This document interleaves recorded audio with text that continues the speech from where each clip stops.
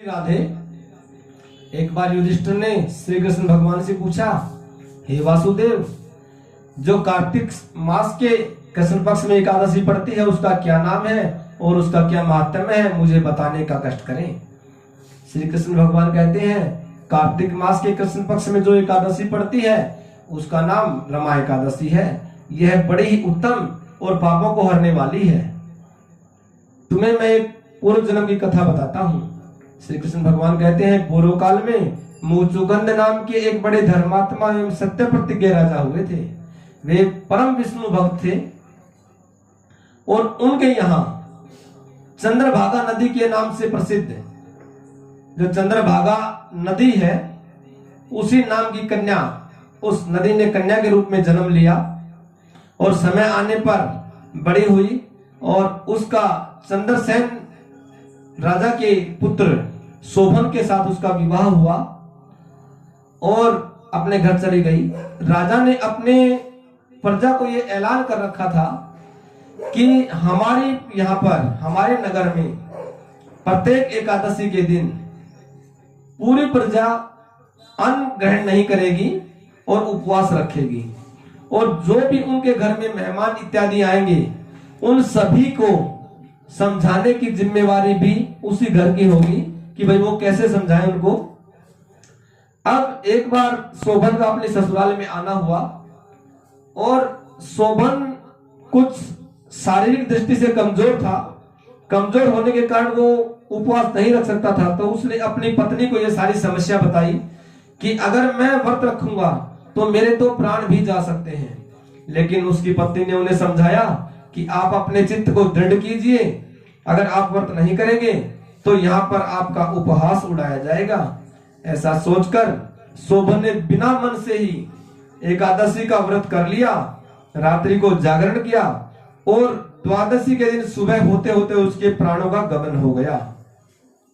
प्राण निकलने के बाद उसकी पत्नी ने उसका पूरा परलौकिक कर्म किया और उस परलौकिक कर्म के करने के बाद वह अपने पिता के घर पर ही रहने लगी।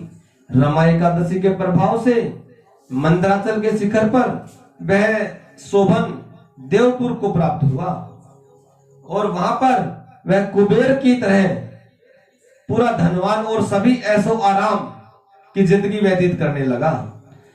एक बार मुचुकुंद के राज्य में एक सोम शर्मा नाम के ब्राह्मण रहते थे और उनका तीर्थ प्रयोजन से मंदराचल पर्वत की ओर जाना हुआ। वहां पर उन्होंने देखा कि शोभन बड़े ऐसो आराम की जिंदगी व्यतीत कर रहा है। उन्होंने शोभन से पूछा कि तुम्हें किस प्रभाव से इतना ऐश्वर्य प्रदान हुआ है। शोभन ने पहले तो अपनी पत्नी और अपने ससुर इत्यादि के राज्य नगर का हाल पूछा। उन्होंने कहा वहां तो सब कुशल है, आप अपनी बताइए। तब शोभन ने कहा, मैंने तो बिना श्रद्धा के ही रमा एकादशी का व्रत किया था, उसी के प्रभाव से मुझे यह ऐश्वर्य प्राप्त हुआ है। और मेरी पत्नी को जाकर आप ये वृत्तांत सुनाना कि मेरा ये राज्य शिथिर रहने वाला नहीं है, क्योंकि मैंने एकादशी का व्रत बिना श्रद्धा और बिना मन के किया था। ऐसा कोई उपाय करे कि जिससे ये राज्य शिथिर हो जाए।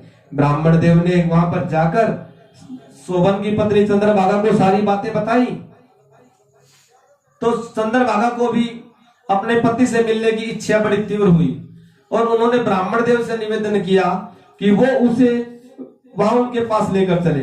ब्राह्मण देव उसको लेकर चले तो मंदराचल के निकट पहुंचते पहुंचते वहां पर एक मुनि रहते थे, वामदेव मुनि।